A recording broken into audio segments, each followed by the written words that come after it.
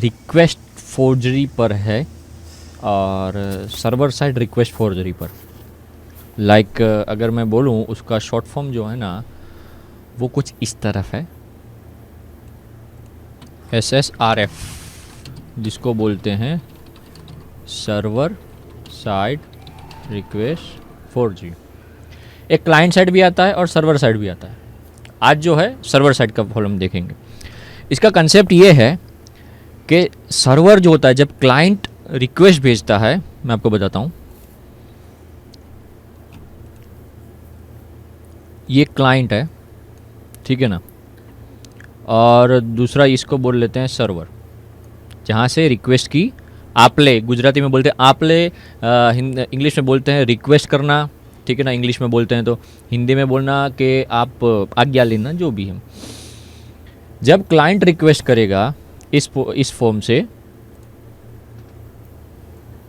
यहाँ पे रिक्वेस्ट करेगा सर्वर की साइड, ये है हमारा सर्वर, ये है हमारा क्लाइंट, और जब सर्वर उस रिक्वेस्ट की रिस्पॉन्स देता है, अब आपको पता चल गया होगा कि यहाँ पे जब रिक्वेस्ट होती है तब बहुत सारा कंसेप्ट आता है कि भाई पहले जो भी डोमेन है तो डोमेन के थ्रू पहले आपके कैशे फाइल में जाएगा, कैशे फाइल में अगर वो पड़ा है तो वहीं से आपकी रिक्वेस्ट दे देगा, अदरवाइज़ फिर डोमेन के थ्रू सब डोमेन और फिर रूट सर्वर पे जाके आपकी रिक्वेस्ट फिर जैसे ही डोमेन फाइंड हो जाता है तो उस पर्टिकुलर वेब सर्वर पे जाएगा, राइट, इधर वेब सर्वर पे जाएगा, ठीक है।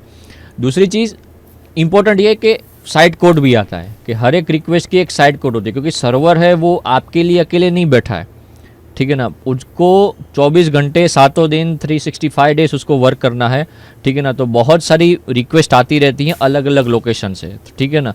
तो आईपी एड्रेस के साथ साथ उसका साइड कोड भी होता है, अगर उसका रिस्पॉन्स की रिक्वेस्ट मिल जाती है तो वो रिस्पॉन्स दे देता है, अदरवाइज रिस्पॉन्स नहीं मिलता तो उसका कोड वापस देता है। जैसे 200 का एक्सर्ट वो है 404 नॉट फाउंड की एरर आती है, राइट आपके, तो सेम कंसेप्ट है।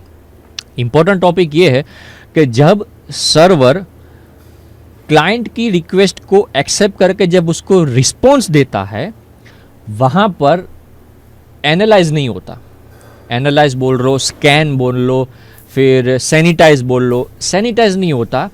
क्लाइंट ने उसके URL पे जो भी अपडेट किया, जैसे मान लो कि भाई इधर google.com है, तो देखो मैंने जैसे ही google.com लिखा, राइट, तो सबसे पहले कैश में जाके रिस्पॉन्स देगा, अगर पड़ा है तो तुरंत आपके सामने स्क्रीन के सामने google.com वेबसाइट का जो वेब पेज फर्स्ट है, जो अगर आपको लैंडिंग पेज बोलना लैंडिंग पेज बोलो, फर्स्ट पेज बोलना फर्स्ट पेज बोलो, वो स्क्रीन के सामने आपको भेज सकता है, ठीक है ना। अगर यहीं पे अगर मैं कोई रिस्पॉन्स अगर यहाँ पे लिखता हूँ, जैसे गूगल की जगह मैंने कोई 0 कर दिया और एंटर किया, तो यहाँ पे क्या होता है कि ये मैंने जो पुट किया और ये रिक्वेस्ट बाय डिफ़ॉल्ट गूगल के सर्वर ने एक्सेप्ट कर ली और मुझे गूगल का होम पेज दे दिया, तो इसका मतलब ये है ये सर्वर की साइड से एरर है, सर्वर स्कैन नहीं कर पा रहा है और जो भी क्लाइंट की इनपुट है उसको बिना स्कैन किए उस रिक्वेस्ट का रिस्पॉन्स दे रहा है, ठीक है। ये होता है सर्वर साइड की एरर, रिक्वेस्ट फोर्जरी, जहाँ से अटैक भी हो सकता है, पोर्ट अटैक भी हो सकता है, स्कैनिंग भी हो सकता है, फिंगरप्रिंट स्कैनिंग बोल सकते हैं हम। ज़्यादातर पोर्ट अटैक पे ज़्यादातर यूज़ होता है कि कौन से पोर्ट पे अवेलेबल है। मान लो अगर मैं यहाँ google.com है तो मैंने ओ लिखा, ठीक है ना, google.com के बाद अगर मैं यहाँ पे 22 करके भी एंटर देता हूँ और google.com की रिक्वेस्ट अगर आ जाती है, जैसे यहाँ पे इस पेज पे है, इस टैब के पेज पे, तो इसका मतलब ये है कि 22 नंबर का पोर्ट है वो ओपन है, जहाँ पे एरर आ सकती है, और हम पता कर सकते हैं कि भाई जो डेटा है वो google.com का जो रिस्पॉन्स है वो 22 पोर्ट पे ओपन है, तो वहाँ से वो एक्सप्लॉइट हो सकता है। तो ये सर्वर साइड की एरर जो है उसकी बदौलत पता चलता है। हम प्रैक्टिकल देखेंगे, ठीक है ना। अभी हम सिस्टम विंडोज़ पे हैं तो ज़्यादातर हम वैम्प डाउनलोड करके इसको ट्राई करेंगे कैसे वैम्प के थ्रू हम प्रैक्टिकल कर सकते हैं, लेकिन उसका एक और प्रैक्टिकल देखते हैं। साथ ही साथ वैम्प के साथ साथ एक और टॉपिक आता है, वो है एक्सटेंसिबल वनरेबल वेब एप्लीकेशन। जैसे जैम्प होता, क्या बोलते हैं, जैम्प सर्वर है, वैसे वैम्प सर्वर है, ठीक है ना। DVW है, DVW है, डी नाम वनरेबल वेब एप्लीकेशन, तो वैसे ही एक्सटेंसिबल वनरेबल वेब एप्लीकेशन है, ठीक है ना, जो हमें देखना है। ठीक है। तो सबसे पहले हम वैम्प डाउनलोड कर लेते हैं। उसके लिए हमको वैम्प डाउनलोड का सीधा वैम्प सर्वर जो है उसकी ऑफिशियल वेबसाइट पे ही जाना है, ठीक है ना। वहाँ पे जैसे ही जाओगे तो दो ऑप्शन है आपको। और वैम्प का इस क्यों यूज़ हो रहा है मैं आपको बता दूं, क्योंकि मैं विंडोज़ सिस्टम पे हूँ। अगर आप लिनक्स पे हो तो लैम्प डाउनलोड कर सकते हो। अगर आपको वैम्प में नहीं करना, लिनक्स पे नहीं करना, जैम्प पे करना है तो जैम्प पे भी करेंगे, ठीक है ना। तो मैं पहले वैम्प पे सिर्फ बता दे रहा हूँ, अगर चाहो तो अब हम जैम्प पे भी करेंगे, लेकिन वैम्प का भी एक एग्जांपल दे देता हूँ कहाँ से डाउनलोड होता है और कैसे इंस्टॉलेशन किया जाता है। जैम्प पे हम काम करेंगे, ठीक है ना। तो पहले हम वैम्प का डाउनलोडेशन देख लेते हैं। अगर आपको 64 बिट चाहिए, 32 बिट चाहिए, यहाँ से आप डाउनलोड कर सकते हैं, ठीक है। अगर मैं 64 बिट पे जाऊँ तो यहाँ पे आ गया डाउनलोड वैम्प सर्वर 64 बिट, पीनोम, नोम, ईमेल, ये सब आपको टेलीफोन ये सब लिखने की अगर झंझट ना हो तो यहाँ पे you can download it directly pay click करके आप वैम्प डाउनलोड कर सकते हो। जो sourceforge.net पे आपको वो वेबसाइट पे अपडेट कर देने का बोल देगा। You download will start shortly, और ऐसा करके यहाँ पे डाउनलोड होना चालू हो गया। 596 MB का है, ठीक है। अगर आपको जैम्प के ऊपर करना है, वैम्प का तो मैंने आपको बता दिया, ट्राई करना वैम्प के ऊपर आपको बता रहा हूँ। जैम्प पे करना है तो जैम्प डाउनलोड करेंगे, वहाँ पे अपाचे जो फ्रेंड्स ORG वहाँ पे जाके हम जैम्प डाउनलोड कर सकते हैं आप, ठीक है ना। कौन सा वर्जन आपको डाउनलोड करना है वो आप देख लीजिए। मेरे में इनबिल्ट है, सो मैं ट्राई करता हूँ कि आपको बता दूँ। यहाँ पे जैम्प भी डाउनलोड हो रहा है, ठीक है ना। तो इसको मैं पॉज कर देता हूँ। वैम्प तो ऐसे चलता रहेगा, कोई इशू नहीं है। सो एक हो गया, एक सर्वर प्लेटफॉर्म सर्वर हो गया जहाँ से हम एक्सेस करेंगे। अब दूसरी चीज़ आती है कि हमको जो करना था वो था एक्सटेंसिबल वनरेबल, सॉरी डिलीट हो गया, एक्सटेंसिबल वनरेबल वेब एप्लीकेशन, नाम है XVWA, राइट। हम इसको डाउनलोड करेंगे और ये वेब एप्लीकेशन जो है वो हम जैम्प सर्वर पे रन करवा के फिर हम चेक करेंगे कैसे ये एक्सेस होता है सर्वर साइड रिक्वेस्ट फोर्जरी। लेकिन उसका दूसरा भी एक पार्ट है, port attack, server side port attack भी बोल सकते हैं, ठीक है ना। और SSPA भी बोल सकते हैं, क्योंकि ज़्यादातर सर्वर साइड में क्या होता है कि कौन सा पोर्ट ओपन है जहाँ से अटैक हो सकता है। मैंने आपको पहले भी बोला था google.com में अगर पोर्ट के बारे में जानकारी ले लो और गूगल ने ये पेज बाय डिफ़ॉल्ट बता दिया, जैसे मैंने यहाँ पे 22 लिखा और ऐसे पेज ओपन हो गए, तो इसका मतलब ये है कि गूगल की एप्लीकेशन जो है, वेब एप्लीकेशन या फिर साइट जो है वनरेबल है और 22 नंबर का पोर्ट ओपन है जहाँ से वो एक्सेस हो सकता है, राइट। तो सबसे पहले हम XVWA डाउनलोड कर लेते हैं, ठीक है ना। XVWA कैसे डाउनलोड होता है, मैंने DVW लिख दिया। XVWA डाउनलोड, एक्सट्रीम गिटहब में से जाएंगे, गिटहब में से डाउनलोड कर लेते हैं। इसका जो कोड है, अगर हमको जिप फाइल चाहिए, अगर आप लिनक्स पे है तो इसके डायरेक्ट इसकी जो लिंक है उसको कॉपी कर लीजिए। अगर जिप फाइल चाहिए तो XVWA मास्टर जिप यहाँ पे आपकी स्क्रीन के सामने अवेलेबल है, ठीक है। ओपन करते हैं, यहाँ से हम राइट क्लिक करके जस्ट 1 मिनट, यहाँ पे हम 7-zip के थ्रू एक्सट्रैक्ट हियर कर लेते हैं, ठीक है ना। तो आप देख सकते हो यहाँ पे XVWA5 का जो कंसेप्ट है वो यहाँ पे आ जाएगा। जस्ट 1 मिनट, कहाँ गया 1 मिनट। XVWA मास्टर की जो जिप फाइल हमने एक्सट्रैक्ट की थी वो सबसे लास्ट में यहाँ पे आ चुकी है। तो हम इसको पहले क्या करते हैं, एक अलग लोकेशन पे डाल देते हैं, ठीक है ना। मैं यहाँ पे डाल देता हूँ।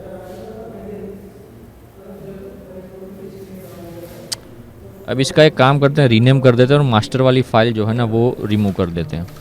सिर्फ XVWA ही लिखेंगे और डाउनलोड्स में से XVWA की जो फाइल है उसको हम डिलीट कर देंगे,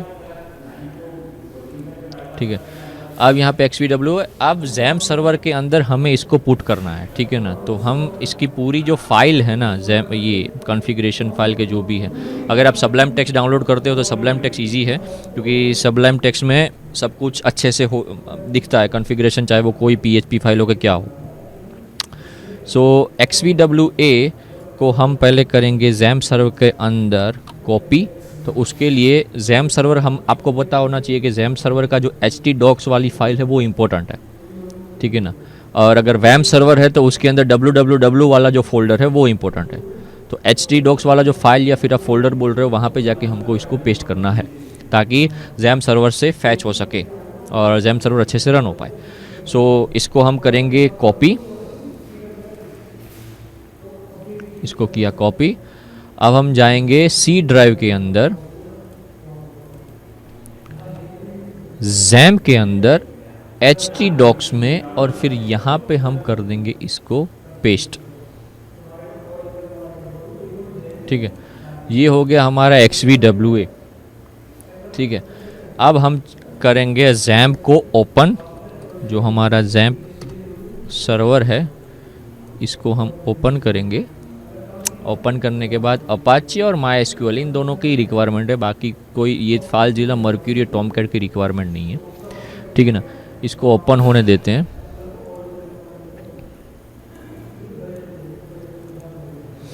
सो ये ग्रीन आ गया, इसका मतलब ये हुआ चालू हो गया है। अब हम क्या करेंगे, दूसरी चीज़ XVWA जो है, अगर हमने ये फाइंड किया है तो हम पहले इसका जो PHP वाली फाइल है, PHP MyAdmin वाली, उसको हम एक्सप्लोर करेंगे।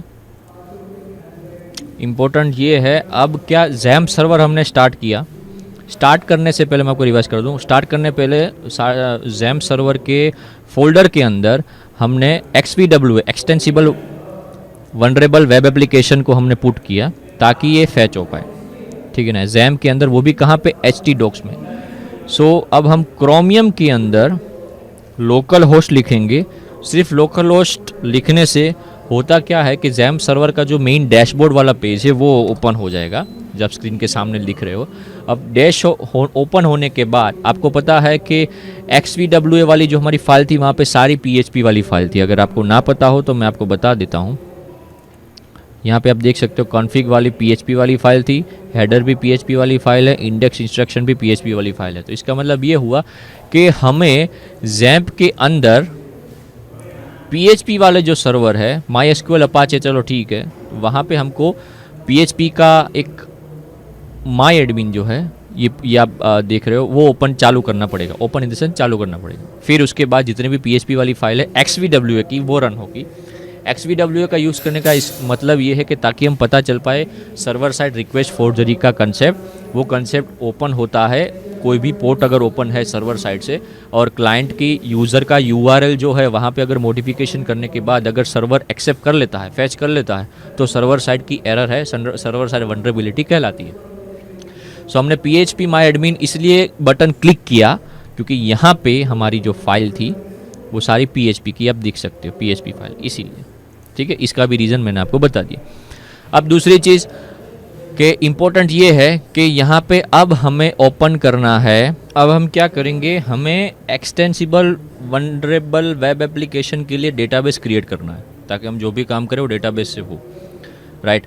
सो PHP MyAdmin हो गया। अब यहाँ पे क्या करेंगे, न्यू में जाके एक डेटाबेस क्रिएट करना है जिसका नाम है एक्सटेंसिबल वनरेबल वेब एप्लीकेशन, और यहाँ पे हम कर देंगे क्रिएट। यहाँ पे ऑलरेडी एग्जिस्ट है। सो अगर एग्जिस्ट है तो पहले हम इसको निकाल देते हैं। सो अगर ये नहीं निकल रहा कोई इशू नहीं, XVWA का आपको एक डेटाबेस यहाँ पे क्रिएट करना है, और यहाँ पे आप ऐसे एक डेटाबेस क्रिएट डेटाबेस का एक फाइल आ जाएगा, ये पेज आ जाएगा जैसे आप न्यू पे क्लिक करोगे तो, और यहाँ पे XVWA लिख के क्रिएट कर देना है। मेरी एरर है क्योंकि ऑलरेडी XVWA क्रिएटेड है। आप यहाँ पे क्रिएटेड कर जैसे ही हो जाएगा तो आपके स्क्रीन के सामने यहाँ पे जो भी लिखा है ऐसा आ जाएगा। दूसरी चीज़, आप सिंपल लैंग्वेज में बोलूँ, आपने XVWA का डेटाबेस क्रिएट कर दिया। अब उसके बाद यहाँ पे न्यू टैब में जो आप लोकल होस्ट लिखते थे, लोकल होस्ट के साथ साथ अब आपको चाहिए XVWA, क्योंकि आप अपने डेटाबेस उसका क्रिएट कर दिया है। अब उसके बाद का एक है स्टेप कि जो जैसे ही आप लोकल होस्ट के अंदर XVWA लिखते हैं तो उनका जो डेटाबेस आपने क्रिएट किया है वो एक्टिव हो जाएगा। सो एक्सट्रीम वनरेबल वेब एप्लीकेशन का ये पार्ट है। अब उसके बारे में आप सिर्फ जान लो। इम्पोर्टेंट ये है, ये लाइन इम्पोर्टेंट है, badly coded web application written in PHP MySQL, इसीलिए हमने PHP एंड MySQL के बारे में Apache server, MySQL and PHP MyAdmin जो है हमने वो क्लिक किया था. दैट हेल्प्स सिक्योरिटी एंथुसियास्ट मतलब आप तो जानती हो, गूगल कर लेना. टू लर्न एप्लीकेशन सिक्योरिटी, ये हमेशा इसीलिए होता है. Server side request forgery, cross side request forgery, ये सब सिक्योरिटी में एपसेक में यूज़ होता है. इन्फोसेक, एपसेक, ठीक है ना, ये याद रखना. इन्फोसेक, एपसेक, ये जो वर्ड बोलता जा रहा हूँ ना, आप गूगल करते रहना खुद से, ताकि आपको पता चले रिसर्च किया कैसे जाता है. एक बार आपने विकीपीडिया देख लिया और वो रट्टा मार लिया, वो नहीं. कंसेप्ट आपको खुद से अपने हिसाब से समझना है. लिखा हुआ है वो रट्टा नहीं मारना है. ये फील्ड ऐसी है कि जहाँ पे आप समझो और एक्सप्लेन जो है अपने हिसाब से बोलो, ठीक है ना, वो इंपॉर्टेंट कंसेप्ट है. It's not as advisable to host this application online as it is designed to be extremely vulnerable. We recommended you hosting this application in local environment and sharpening your application security ninja skills. ये virtual में ऐसा बोल रहे हैं, ठीक है ना. क्या क्या ये सिक्योरिटी इश्यूज फॉलो करती है? SQL injection, OS command injection, formula injection, PHP injection, unrestricted file upload, reflected cross site scripting, ये सारे